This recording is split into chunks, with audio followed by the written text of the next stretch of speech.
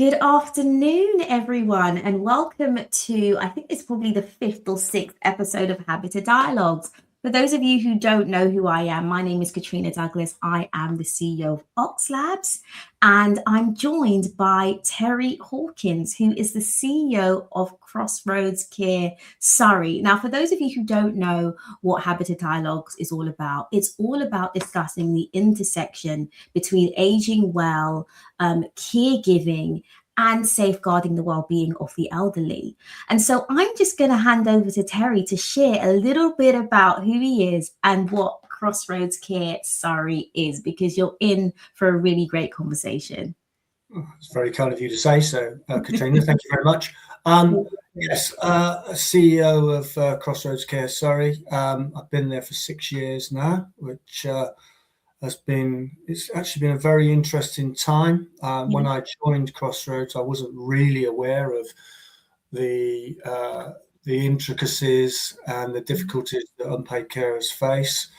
Have spent some time with other charity organisations prior to joining Crossroads. Crossroads has been a very interesting journey for me. We have developed a number of services, and we predominantly provide respite care for unpaid carers, but we also provide end-of-life care, and we provide emergency care support. We have launched our own self-funded model, and that is called Crossroads Direct. That was launched last March. We also have a carers hub and an employers hub, and we are currently working with a number of employers and businesses to try to engage with them on the subject of working carers and how they can support and what we can do to help them support those carers. Yeah, fantastic. And that's really the subject of this episode, because there are so many unpaid carers, people who in fact don't even consider themselves to be carers, and they're currently in the workplace and they're almost like an invisible workforce. And so we really want to talk about what can employers do to really support those carers, and how can they engage with organizations like Crossroads Care Surrey in order to do that. So let's get into the conversation, Terry. I always like to start with the question, how did you get here, Terry? What has your journey been? What has your journey been? Well, my journey has been, predominantly my work in the commercial world was actually in the media. It was in publishing, and so I worked for within newspapers predominantly for 31 years actually. So I worked for a lot of the big newspaper titles, and that was when newspapers were big titles, not just online but physical versions as well. I worked for the Sun, News of the World. I worked for the Times, Sunday Times, and also finally for as a regional director for the Daily Mail. So that was my career, and I started off generally in marketing, but then moved into general management and then became a director. When I left the publishing industry, I was asked to join a charity, and I wasn't sure about doing that, but I very soon found that I really enjoyed what I was doing, and I really got into the cause and into the problems and situations that the people that we were supporting were dealing with, and that charity was RNIB. It was with weight loss, and we launched a number of different initiatives, and we worked with international, national, and global providers, helped develop the iPhone, worked with Microsoft on their versions of their Office, and also with Google. That's probably some of the bigger names. I then also worked in the NHS for a while. When my wife was poorly, I wanted to work locally, so I ended up working in the emergency department there, and I have to Interesting. say, that again is a different world. So I've kind of lived a different Yeah. experiences, I guess, Yeah. across my career. No, that's really interesting. But I find that a lot of us that land in this sector of safeguarding the elderly in this sort of care arena, it does become sort of a passion project as well, doesn't it? Because when you begin to realize the need for it does become a real cause. And so a lot of people watching this are probably not even aware of the size of the issue, as it were. So how many unpaid carers roughly would you say there are in the UK? I believe there's about 13 million. Wow. So Wow. I think that, the issue is with caring, with unpaid carers is, you only know those people who are generally registered. There Yeah. are so many carers who are providing unpaid support, either for family members, friends, neighbours, Mm, and they don't even consider themselves to be carers. exactly. So the number is probably a whole lot greater than the recorded numbers. And wherever you go, you get a slightly different figure. But if you kind of work between 10 and 13 million, that's kind of where I think we are. Yeah. And why do you think these people remain largely invisible? Um, I think they remain invisible because, first and foremostly, a lot of them don't even realize they're caring. Yeah. They see it predominantly as a duty. Hmm. Very often you find um, spouses caring for each other. And Mm, so, husband looks after the wife, wife looks after the husband. That's just a marital duty that they yeah. see that they do, and they don't see themselves as being carers. And when you actually point that out to them, they're often they're very much in denial. But Yeah. also, you've got parents looking after children, you've got friends looking after neighbours, and Mm, so on. And I think it's only generally when people get into crisis that they then yeah. suddenly realise just the magnitude of what they're doing, and also the fact that they are actually an unpaid carer. Yeah. And what would you say to somebody who's maybe watching this, and they are holding down a job, they are fit into one of those categories that you've just mentioned, but they just feel like I'm just doing what I do. Why do I even need to identify as a carer? And why would you say it is important that they identify as a carer? It's very, very important, I think, for their own well-being. Mm, Working carers are, again, another invisible force, mm-hmm. Yeah. and there are a number of reasons for that. There's the personal reluctance, I think, to disclose that they're carers, Mm, and that can often be for a number of reasons, but very often it's because they fear that it's a stigma and it's going to impact their employment opportunities. It's yeah. going to impact their the way they're viewed, and I think there are also there is the key issue that employers don't necessarily know how to engage or understand and recognise carers in the workplace. So it's a very, very much a two-way thing, really.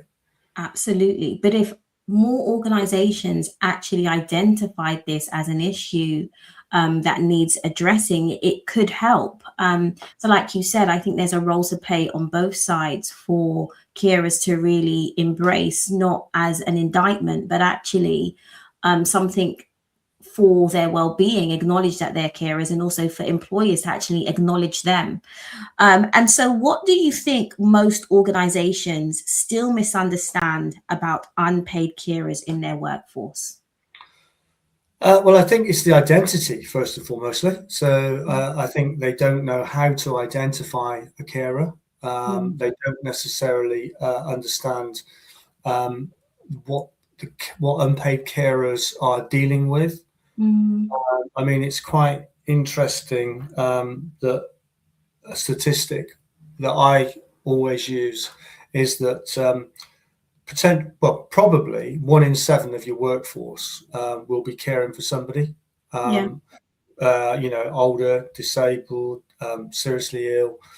Um, And 8 out of 10 carers are actually working age, somewhere between 16 and 65. So, there's a whole lot of people out there who are actually doing two jobs. They're trying to balance that caring role, caregiver role at home, which is a 24/7 experience for most carers, or certainly for carers who are looking after people with extreme complex needs. And they're also then trying to do a job.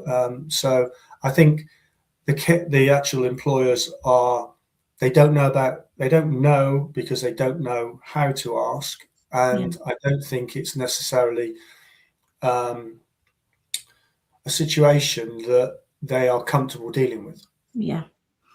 Yeah. So it seems like there's an area for training that is almost a blind spot for organizations. So we're going to talk about more later on about how people can engage with you. But I think it seems fitting to ask, again, if there's an organization watching this and they're just having a bit of a light bulb moment, do you work with organizations, Terry, to support them with this? Yes, we do. We are very keen to work with organisations. We currently work with a number. We try first and foremostly to get the employers to understand exactly the statistics around caring and caring in the workforce. We then obviously try to talk to them about how they go about identifying, if they do, try to identify carers within their workforce. We then also try to help them to create policies that will be carer friendly. And we will also help with training and provide training for managers, because I think one of the key issues for employers is that the managers are uncomfortable. Clearly, if there's not a policy that they are working to, then they will feel less than confident about how they support carers in the workforce or in employ. But if all of those things come together, then it becomes a particularly carer-friendly environment. Which is I'm very also very keen on carers champions within organisations. No, that's quite powerful, actually, because it's also one of those things where if there is a champion or someone that almost, I don't know, legitimize is probably not the right word, but if you have someone in your community that's actually saying, actually, I get this, it's fine, there's many of us here like this, it does take the stigma off of it. Because I think sometimes, like you said, there is this stigma that people feel. They don't want to be treated any differently. They don't want to even own that they might even need extra support. So if you do have those champions, that's great. So could you tell us a little bit about more, what you mean by a champion and what that role might involve? Yeah, I mean, the organisations that I've worked with that have them, I've probably seen the most success in carers notifying or coming out and telling the employer that they are carers. And the reason for that is that, as you just said, really, people can often be uncomfortable talking to their managers. They can often be uncomfortable about talking to HR. You can see it as a weakness. You can see it as a potential threat going forward. The fact you are unburdening yourself of this situation that you're in, and you consider that the employer may see that as a weakness and hold it against you. Carers champions are very often people who have experienced these issues themselves, clear understanding of the responsibilities, the duties, and the commitment that it takes to care and to work. And therefore, they generally tend to be much easier people to talk to, but also because they've got that experience. And very often, the carers champions who have that experience will hold peer sessions and bring the carers together. And of course, talking to other carers who have experienced issues around work, but also caregiving difficulties. It's a great comfort to literally have that there to be able to bounce off. Yeah, I can imagine. So if you could sit down with every CEO or HR director in the UK for 5 minutes, Terry, what would you want them to understand about the reality of being an unpaid carer while trying to hold down a job? I mean, I think the first thing is to identify. So it's to understand.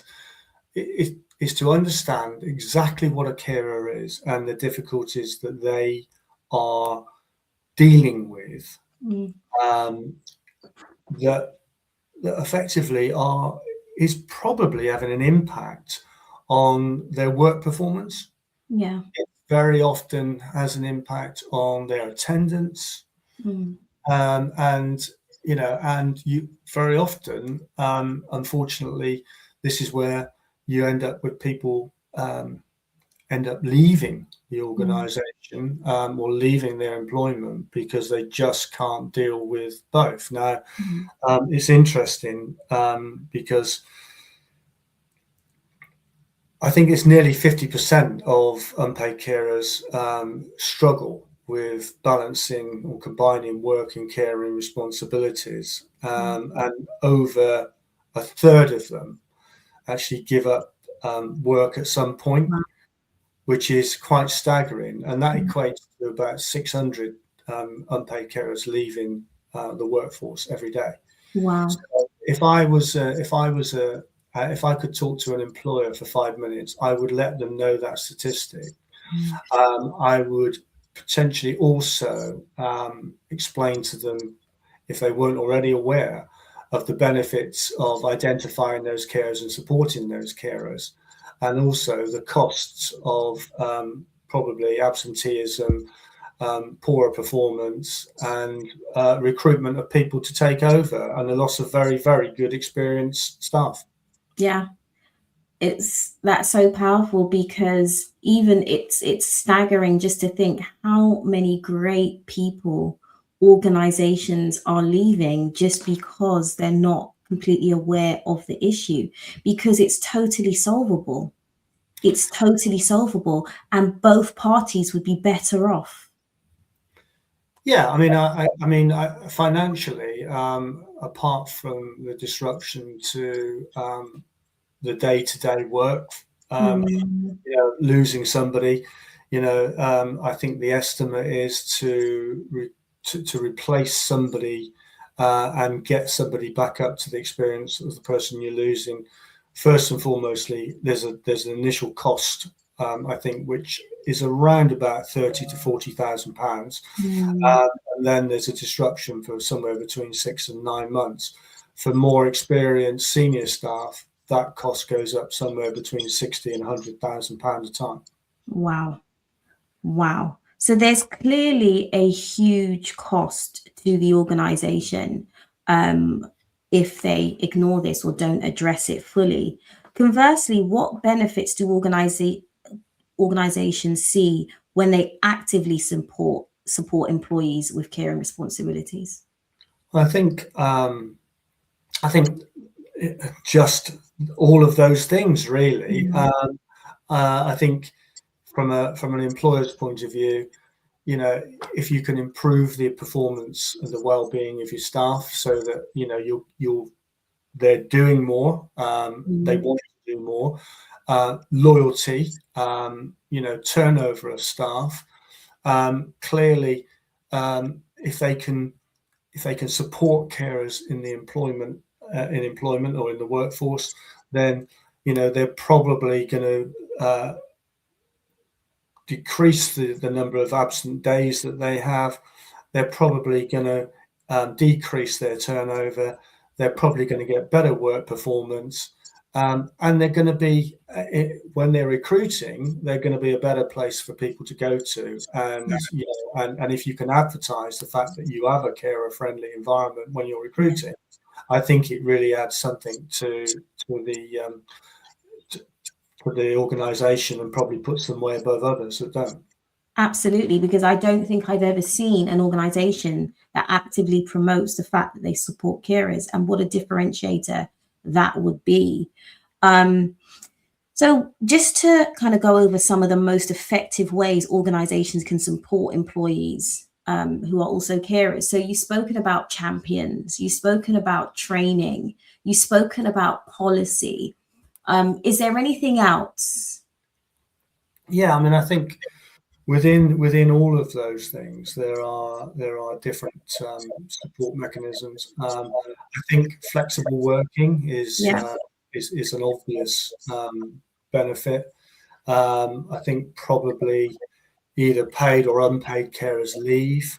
I mean, there's quite a startling statistics that I think it's somewhere near, I think it's about 40% of carers who have actually given up their annual holidays to actually support and to take the people they're caring for to appointments and so on and so on. So, that means that if they've not got those annual holidays, they don't have that time out, then effectively they're far more likely to burn out and very, very less likely to be competent and positive at work. So I think all of those things, and emergency leave, which is a real thing that carers clearly always will have to have at some point, because unfortunately there are always those situations, emergencies, where you find yourself not being able to go to work.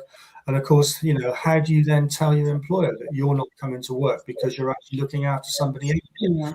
I think those are the difficult conversation. Yeah, and a weakness, and there lies the stigma in people coming out and telling employers that they are actually caring for somebody.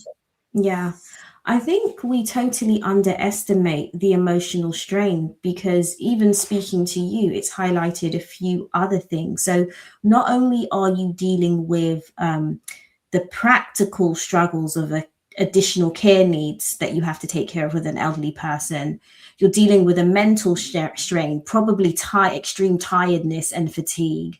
Then you're dealing with things like shame and embarrassment and identity issues as well. And that compounded, I think we don't really realize the impact. And yet, what is almost phenomenal, or I don't know what the word is for it, but these people will sometimes be functioning so well that their signs are barely noticeable. And so they're carrying this weight and still doing their job and still showing up for these organizations to the best of their ability. And oftentimes they're the type of people that will be among your best employees because of that genuinely caring nature, and just the qualities of being a decent human being or a really good person, Yeah, I think I would add to that about 25% of working carers will actually have told us, and I think it's a national statistic, that they actually do work either evenings or weekends to make up for the they've lost through caring.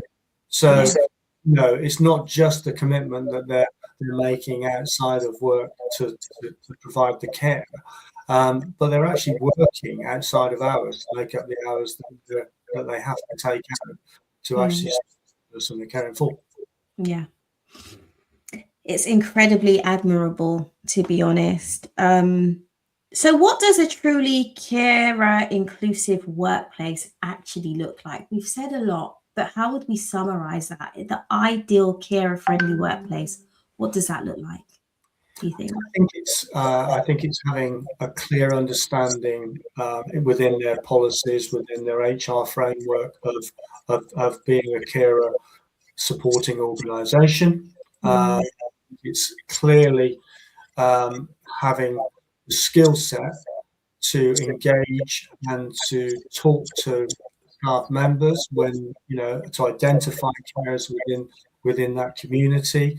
I think it's having the training and policy support for managers to be able to make decisions to help carers within the HR framework. And I think it's providing the sorts of things that we talked about, champions, forums, networks, all of those things, flexible working, so that when the situation occurs that somebody becomes a carer or who is a carer and then becomes in crisis, that they feel comfortable in talking to somebody within the organisation, whether it's a carer champion, whether it's their manager, so that their management and the organisation knows the reasons they're probably either taking more time off, probably struggling to deliver what they normally deliver, and also why they might be more tired and less able and agile than they probably would do otherwise. Yeah, and so it is definitely about cultivating a culture that supports carers, and it definitely is an investment. But I think the conversation so far has demonstrated that it's absolutely an investment worth making, because the number of carers are not going to decrease, they're going to increase, and that is an absolute fact. And so the work that you're doing in the community is incredible and much needed. And now we just need that support in the workforce, on the employer side as well. We haven't really spoke about the need for respite and community support, which is something that you provide as well, isn't it, Terry? Yes, I mean, I think for unpaid carers, particularly if they're caring 24/7, respite breaks are absolutely the one thing that the unpaid carer will say that they desperately need. And that is just to give people the opportunity to do things that the rest of us just take for granted, like going to get a haircut, like going shopping, like perhaps meeting a friend. All of those simple things, those things disappear when you're unable to leave somebody alone. As we see the cases of dementia increasing, we know from our perspective that probably 60-70% of the people that we provide care for have either a primary or secondary condition of dementia. And therefore a person caring for that person who has got dementia find that they really struggle to leave that person with anybody unless the person is actually comfortable with that person providing the care. And so respite care is fantastic, but what you do need to do with it is provide continuity. So we always try to offer the same person so that the person that we're caring for is comfortable and has that immediate sense that it's somebody that they know and feel easy. Yeah. So important. So Terry, let's look at the big picture now. So do you think that supporting unpaid carers will become one of the defining workforce challenges for organizations over the next decade? Yeah, I do actually. I think it is probably going to be. I mean, I think there are a number of defining changes or issues that are going to impact organizations, employers going forward, not least of all AI and things like that. But I think there's no question that there will be, because of the aging population, there will be a increase in the number of carers in employment. It's probably likely that those people who are providing that support may become younger and therefore it may have a bigger impact on employers. Clearly, I think if you've got a strained older workforce, that's going to be a problem. And of course, if you can't keep people and you can't keep the skills that you need, I think employers going forward, based on the statistics that I'm seeing in terms of the projected growth in paid carers over the next 10 years, yes, it's going to be a big issue. Yeah. And do you have figures to hand of what that projected growth in carers over the next few years? Yes, I think there will be. I think the growth is likely to be somewhere in the next 10 years of probably another 1 million carers or something very close to that. And the number of carers in employment in terms of growth is projected to be somewhere between another 350 and 550,000. So, and again, of course, those are the ones that come out and say that they're carers, not all of the additional unpaid carers who not registered themselves as a carer. Yeah. Wow. So I can imagine that there may be organizations that come across this broadcast and they're thinking, we need to do something about this nowish. There's no time like the present. So how could an organization like that partner with you? Well, I think any organisation needs to see, particularly in this day and age, bang for their buck. I think they need to see that they are that any investment that they make is going to give them a reasonable return. I think what we try to do is to explain to the organisation the benefits financially and performance-wise. We are also there to help provide support in providing policy, creating care-friendly environments, training there. We have a team of trainers who provide training for line managers, and we are also able to train champions to support people in terms of that peer and network situation. So I think that's how employers can work with us. What we give them back is all of that support and the fact that they don't need to go anywhere else to actually to get to the point where they can become a totally carer-friendly organisation. Incredible. And just tell us, Terry, how long has Crossroads Care Surrey been in existence? How long have you been doing this work? We've been doing this work for 40 plus years now. Wow.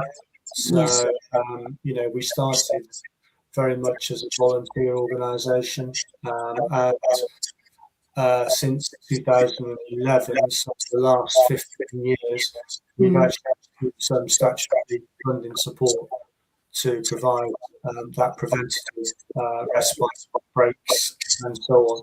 So yeah, very competent. We also have a hub where people can go. Carers can go to our hubs and look for organisations, look for the support that they need without actually trying to find it. And we also have the employers hub where the employers can go and see the toolkit, the training, and the support that we can give to them. So we try to have that fully inclusive solution to help both carers and employers to become and to get to as possible that they can. Yeah. No, incredible. I mean, I wanted you to share that because I want the viewers to know that they would be dealing with an organization that understands every nuance of the issue and is fully equipped to do that and support these organizations, because you have been doing it in the community for 40 years and have a stellar track record. And I think if you're doing work like this and you are going to partner with an organization, it does need to be one that is credible, that is experienced, because it's such a delicate area for people. And so how can people get in touch with you, Terry, and connect with Crossroads Care if this is all resonating with them? Yeah, so quite simply, if you want to go to our website, Crossroads Care Surrey, we have an inquiries section in there. We've got an employer section. You can quite easily find the information you need and the email addresses that you need to be able to engage with our team, depending upon what you're looking to do. And we have our telephone number, which is on there as well. So if you want to talk to us directly, either our employment team or our operations care team, it's not a problem. It's very easy to do. So just go to the website and decide which way you want to communicate. Perfect. And what I'll do is in the comment section after this live, I will post the details so that you can contact Terry's team and Crossroads Care Surrey to do that. So I just have one more question for you, Terry. So this is a nice segue actually into the work we do. Again, for those of you that don't know what we do at OXLABS, we're developing Habita, which is essentially an in-home wellbeing monitoring system that safeguards the well-being of the elderly and helps keep them safely at home. Now, it is very important to us that we are not the type of tech company that tries to replace actual humans. It is a support for carers, but it does give some of those insights that are vital. And so, Terry, many people who are caring for aging parents or loved ones while working say one of the biggest stresses is simply knowing how they are doing when they are not there. And it falls into what you were saying about the importance of respite. It's just, you could be going down the road out for 5 minutes. Just the thought of not knowing what is happening while they're there is can be the cause of such anxiety.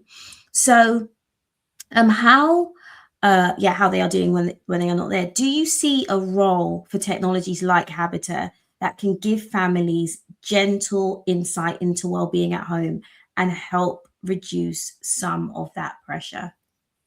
Absolutely. I mean, as people become more tech friendly, and I think we're going into generations now who are of that elderly range, have and are comfortable with technology. I think technology will play a great part. I mean, I think you've talked about the awareness. I think linking something like your emergency, your care, the notification if there's something wrong with our emergency care support that we have. Again, what a great opportunity and what a great package that is. So, if effectively somebody is caring for wife, daughter, friend, whatever, and son or daughter or relations are living, away, and that's very much the case now, certainly in this transient population that we have. And as you quite rightly say, that it's a massive worry if you don't know, what's going on and you're 50 miles away.